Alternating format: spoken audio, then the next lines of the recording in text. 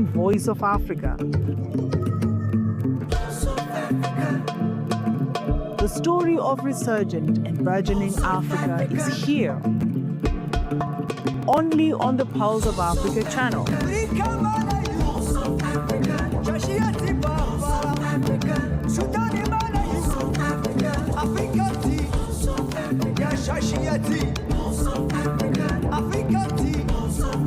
Pulse of Africa, the face and voice of Africa.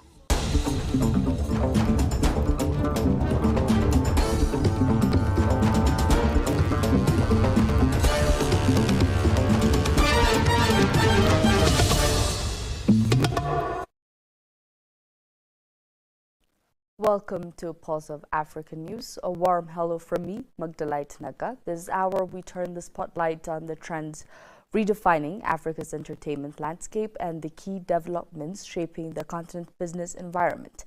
I'm delighted you're here. Stay with us. After reviewing more than 16,000 submissions from 164 countries, the Sundance Institute selected 3 African films for the 2026 edition of its film festival. The event will take place from January 22 to February 1 in Park City and Salt Lake City in the United States. The festival will bring together directors, producers, and independent film professionals from screenings and discussions. As a result, the event will offer African filmmaker a strategic platform on the global stage. The selected films highlight the diversity of African storytelling and formats. Lady, produced in Nigeria and the United Kingdom, follows the daily life of a female taxi driver in Lagos as she faces urban challenges. The Kenyan documentary Kikiu Land examines a land dispute involving local citizens, the state, and multinational interests. Meanwhile, South African's Troublemaker retraces the struggle against apartheid through the voices of Nelson Mandela, an archived material drawn from his autobiography, Long Walk to Freedom. The selection undergoes the growing role of African cinema in cultural soft power. Amanda Kelso, acting director of the Sundance Institute, said this year's edition celebrates artists and their visionary works while inviting audiences to discover deeply human stories. The selected films reflect a broader bet that African narratives can resonate with global audiences and strengthen the continent's cultural influence.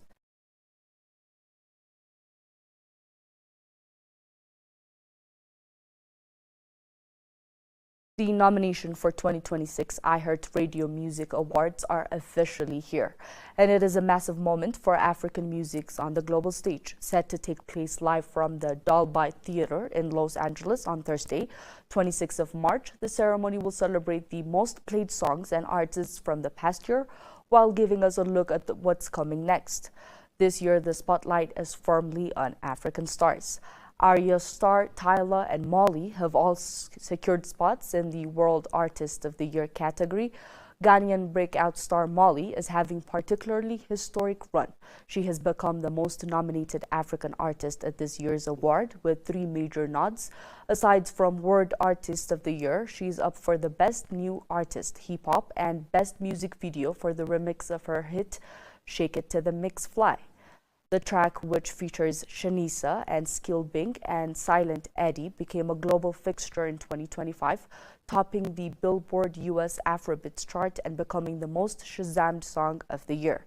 The nominations also feature big names like Taylor Swift, who leads with 9 nominations, followed closely by Sabrina Carpenter and Brad Benny and Alex Warren. Shazbani is also in the mix with nominations for the Song of the Year and Country Song of the Year for his hit Good News.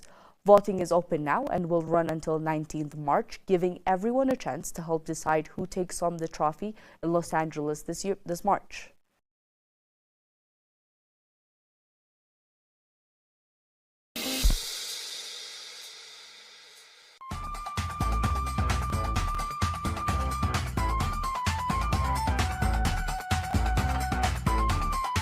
In Ethiopia, more homes and businesses now have access to electricity.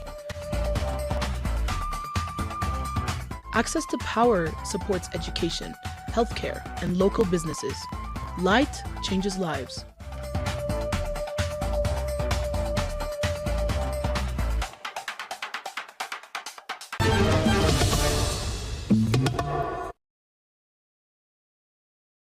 Nigerian singer Adeoji Balgun, popularly known as Wizkid, has made history as the first African artist to surpass 10 billion streams on Spotify.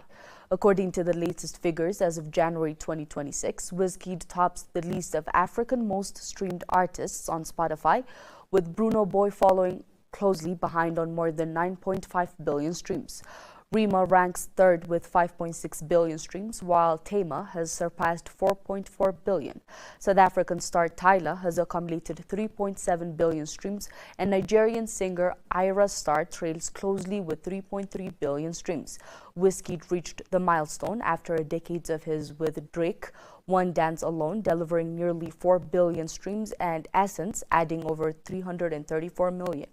Wizkid's third studio album, Made in Lagos Deluxe, is his most streamed project on the platform, with over 1 billion streams. As a lead artist in his most streamed song is Essence, featuring Teams, which has earned more than 333 million streams.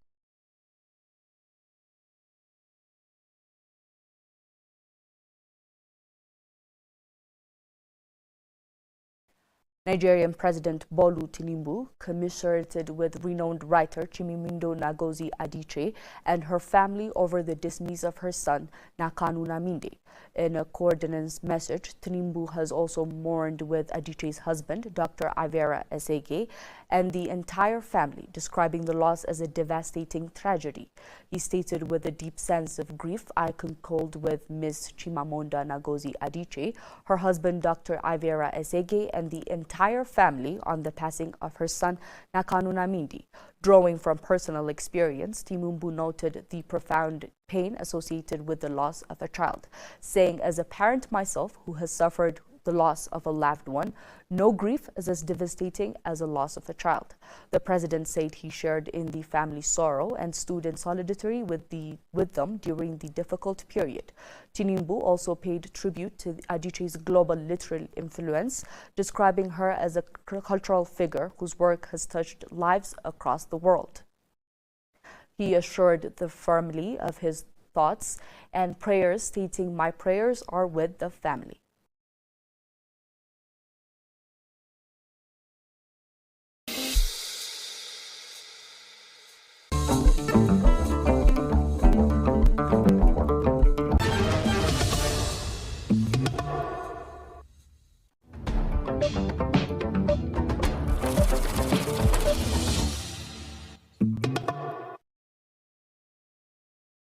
Shifting to our business headlines, Prime Minister of the Federal Democratic Republic of Ethiopia, Abiy Ahmed, has officially launched the groundbreaking of the Bishoftu International Airport City, marking the beginning of what will become Africa's largest airport and one of the world's most ambitious aviation and airport city developments. Valued at over $10 billion, the landmark project ranks among the largest infrastructure investments in Ethiopia's history and reflects the country's long-term national vision to position itself as a global aviation and logistic hub. The Prime Minister described the project as a defining symbol of what a developing nation can achieve through a strategic planning, sustained commitment, and bold ambition. The project is not only for Ethiopia. The Prime Minister said it will significantly strengthen Africa's aviation sector. Bishoftu's International Airport City will be the largest in Africa and among the few largest airports in the world. Ethiopian Airlines is not only Africa's leading carrier, it operates at more than twice the scale of the continent's second largest airline, as measured by fleet size, annual passenger capacity, and revenue. Today, with the launch of this project, Ethiopia is building not only Africa's largest airport, but one of the world's few ultra-modern airports with the capacity to serve up to 110 million passengers each year.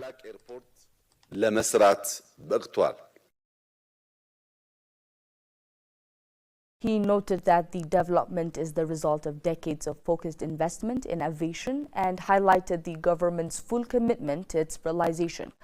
This airport is a symbol of possibility, he added. It proves that Ethiopia can deliver projects of global scale. The government of Ethiopia will continue to fully support Ethiopian Airlines to ensure the vision becomes reality.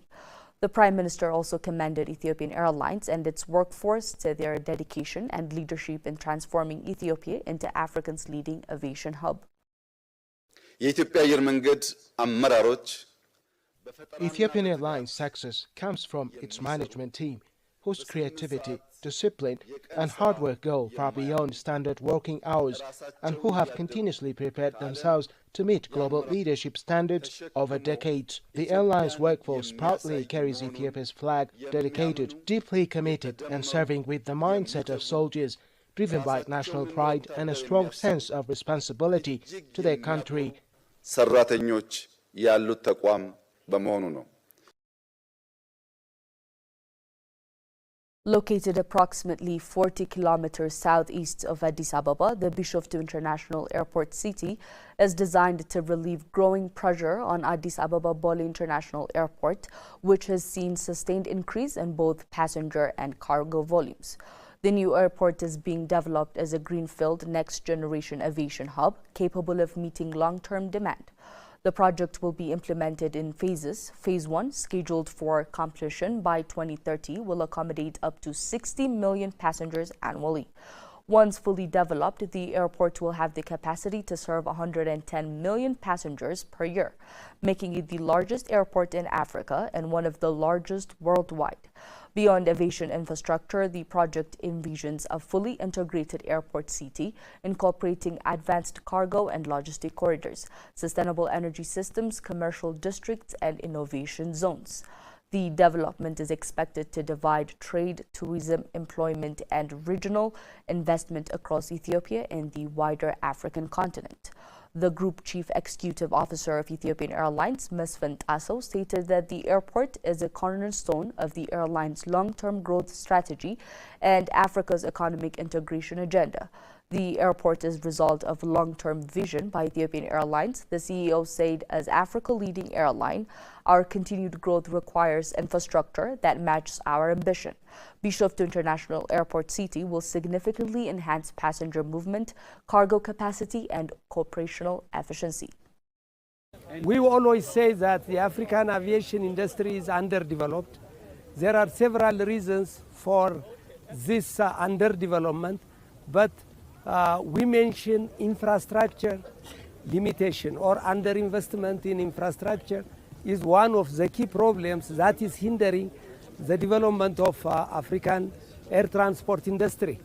The development of this mega airport will address this problem not only for Ethiopia but Africa, because when the new airport becomes functional, it will serve as a hub to connect Africans together and Africans with the rest of the world.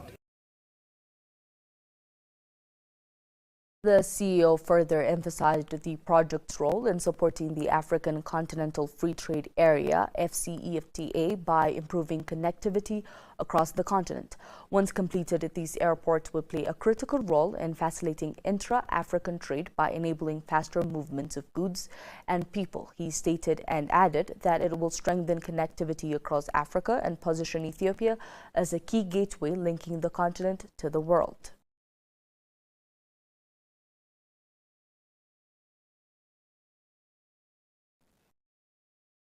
Tunisia recorded about $350 million in financial losses at 11 public institutions and companies last year.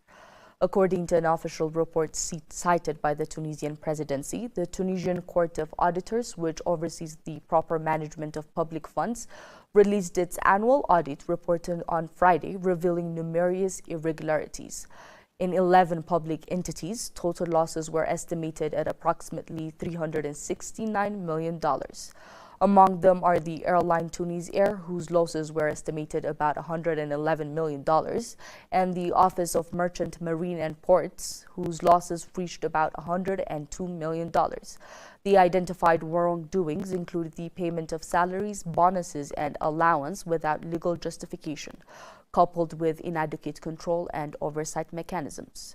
President Kais Saied stressed the need to hold those responsible accountable, warning that corporations and become deeply entrenched with many parts of the state.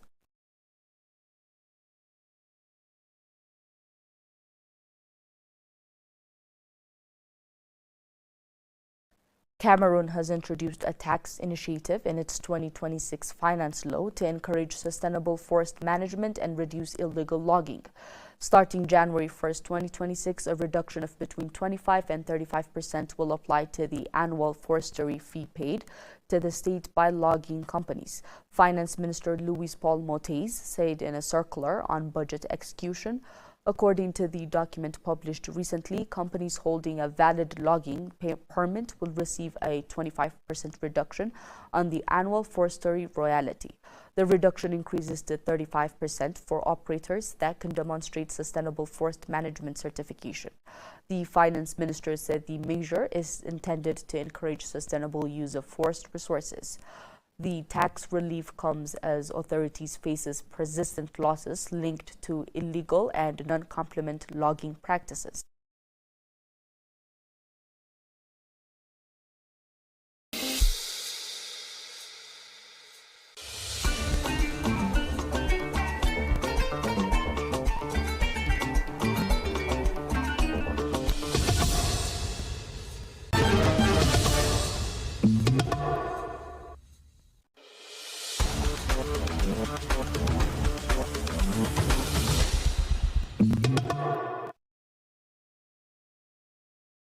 Finally, sport news. The Football Association of Malawi will host the second edition of the annual Football Awards on Friday, 6 March 2026 at the Commissar Hall in Baltarare. The awards return following the successful staging of the inaugural Malawi Annual Football Awards in 2025, which marked a major milestone for the game by providing an official and authoritative platform to recognize excellence across the football system. The award celebrates outstanding performances by players and coaches in elite competitions administered by FAM, covering both men's and women's football. This year's awards will be presented across 5 categories: Castle Cup Awards, FDH Bank Cup Awards, NBM Women's Premiership Awards, NBS Bank National Division League Awards, and the overall awards. Nominees will be announced from Monday 16th February to Friday 20th February 2026, with the voting process running from Monday 23rd February to Friday 27th of February 2026. For the Castle Cup, FDH Bank Cup, NBM Women's Premiership, and NBS Bank National Division League categories, winners will be determined by technical study group members and selected football journalists.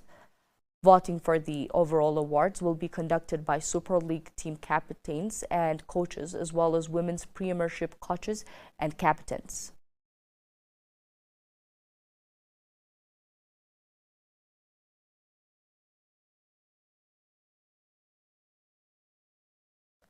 Let's take a look at the weather forecast across Africa.